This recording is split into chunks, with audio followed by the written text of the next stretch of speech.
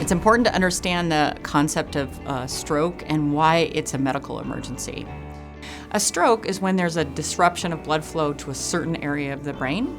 So strokes can be categorized in two ways. Ischemic stroke, and that disruption can happen from a blood clot that blocks off the blood vessel, or a hemorrhagic stroke, that's a rupture of the blood vessel. Either way, the brain is starved of the nutrients it needs to stay alive.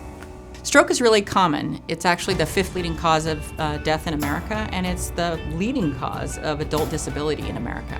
People think that stroke is an old person's disease. Actually, stroke can happen at any age. It's just that the risk of having a stroke gets higher and higher as we age. Many people who are having a stroke have no idea anything is wrong. And that's why it's so important for the public to be educated. So we've developed an acronym called FAST to try to simplify the signs and symptoms of stroke. F is for face. Ask them to smile, and what you're looking for is their smile symmetric, or is it drooped on one side? A is for arm. Ask them to hold both arms up. You're looking, can they hold them up symmetrically, or does one droop down? S is for speech. You can ask them to speak. It's helpful to just say, repeat after me. Say, today is a sunny day. And if they can say that and repeat after you, then that's a good sign. But if it breaks down and they start to make errors in that sentence, then you know something is wrong. And the T of FAST is the word time, which means that when these symptoms occur, you should call 911.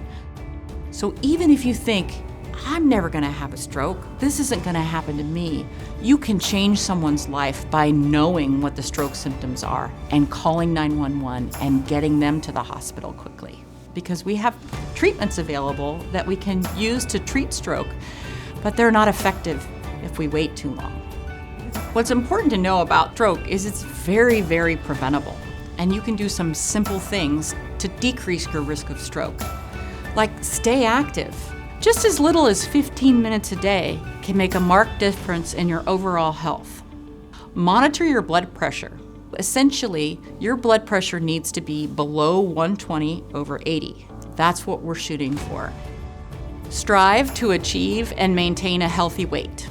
Excess pounds can affect the circulatory system. Eat smart. You want to eat foods that are high in fiber, high in potassium, and low in salt. Stop smoking.